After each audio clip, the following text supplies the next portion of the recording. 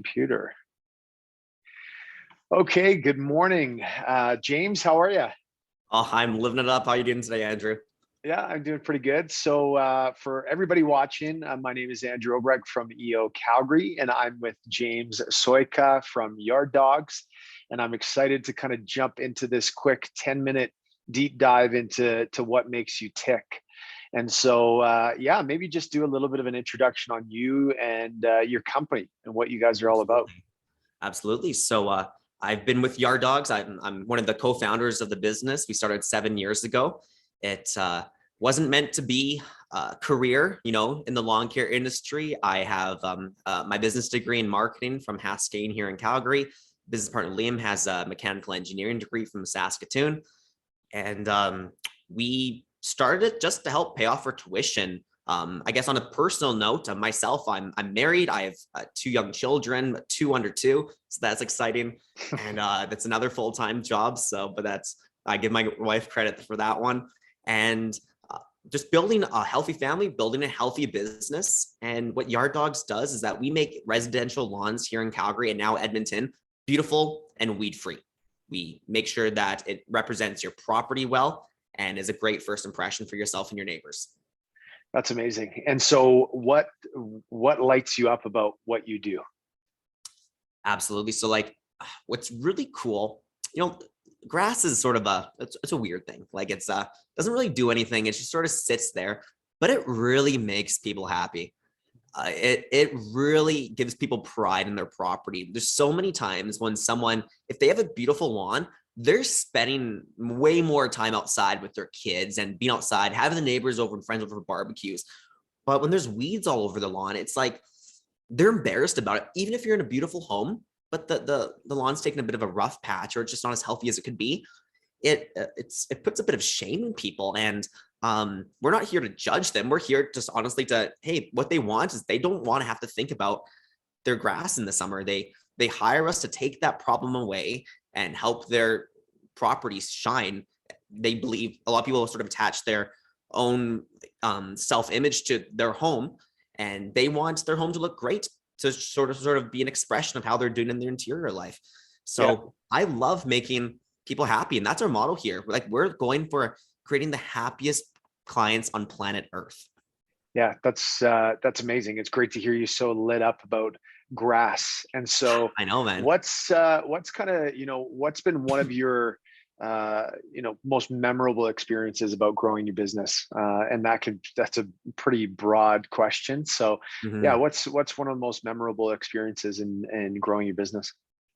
It was probably when Liam and I decided to go full time and really take this bad boy by the horns and run with it. So when we started, we was just during in the summer when we were not at school. He was again in Saskatchewan, I'm in Calgary. So we would meet up and we would do it for a summer gig. And when we started, we did everything. Like if someone's willing to give you money, you take it.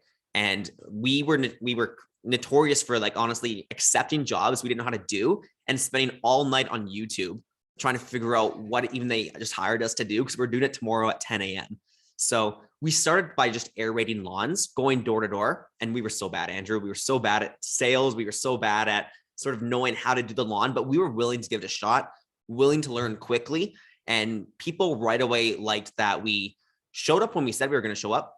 We were wearing a uniform. We wouldn't have coffee stains everywhere. We weren't swearing every third word.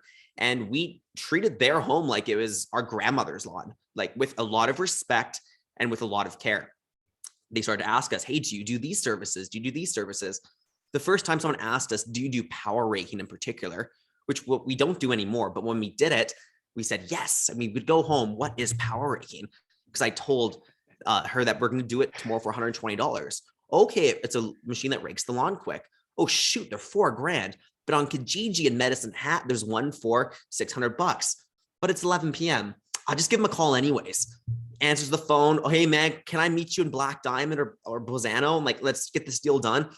Get back home to our parents' house at 3 a.m., start practicing. There the next day at 10 a.m. to get the job done. So we were very flexible with how we did our business at the start.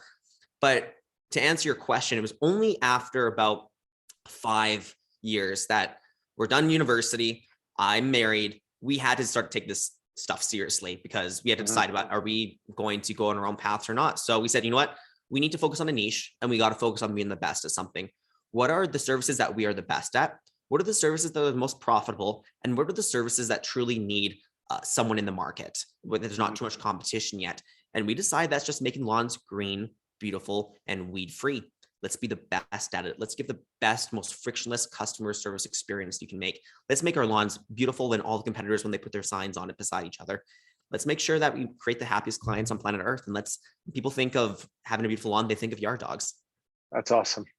And so where did this kind of entrepreneurial mindset come from? Do you come from a family of entrepreneurs, or kind of where did that come from? I'm a little bit of the black sheep. My whole family's engineers. All three of my brothers, my dad, grandparents, they're all engineers. So, but I wanted to do business. My mom and my father, even though my father was an engineer, they both have their own companies. So I always was around the entrepreneurial spirit. Even Liam, his father is an entrepreneur. We were always around that, and we always had an appreciation for the grind. Like when I was in high school, on my way home, I'd stop at Value Village and look for that True Religion brand of jean because I know they always sold well on Kijiji. So I'd pick them up no matter the price. They always sold. I just loved the grind. I loved having the fun. And it was just, I just wanted to be an entrepreneur because it, to me, having a 9 to 5 stamped on salary and you just sort of do the same thing every day, sure, that provides security, but there's a risk associated with that too. I just love coming to work, not really knowing what's going to happen and Yeah. having a blast along the way. That's awesome. And usually I ask kind of, if you could give yourself, your younger self, a piece of advice. I'm gonna flip that. What do you think is one thing that you had wished that you had known when you first started this? I'd probably that who I don't know is more important than who I currently know. Hmm. So it's all about shortening the learning curve. There's people that have very successful lawn care companies, very successful businesses in general. I don't need to figure out from scratch. I don't need to white knuckle it and pound the pavement.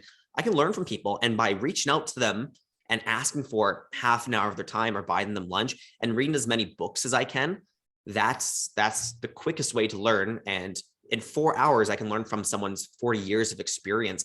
So Mhm. I wish I would have read more. I played too many video games. I waste a lot of time. I wish I would have read more. I wish I would have just developed like skills, like playing more piano, and just rounding my character more so than just doing what is 10 years ago, 16 years old, like Mhm.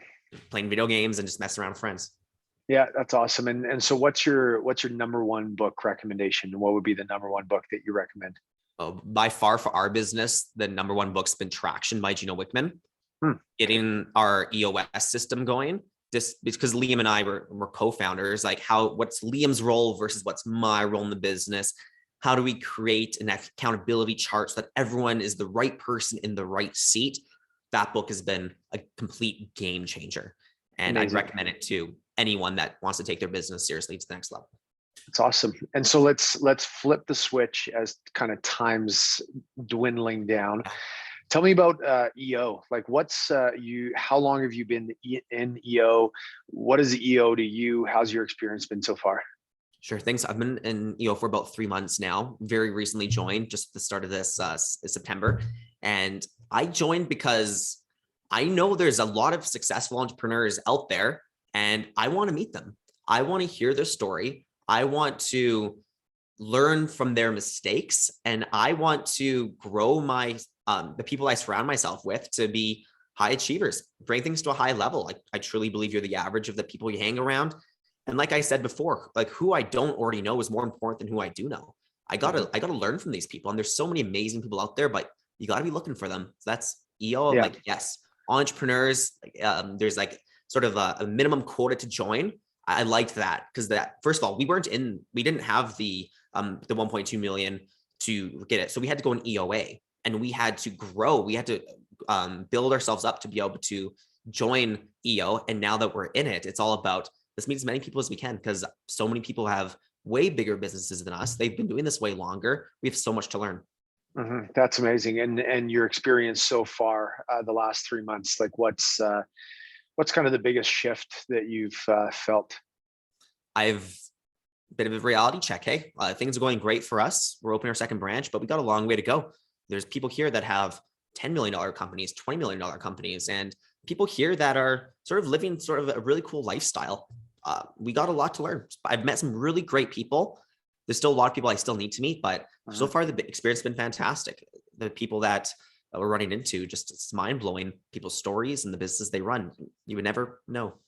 That's awesome. And so for you, James, like moving into into the winter months, I mean, me at the studios, we pray for snow, so we're probably doing opposite dances for weather on both sides. So for you, kind of moving into the winter season, what's the big focus for you and Yard Dawgs? Like what what do you really focus on the off season, or is there even an off season?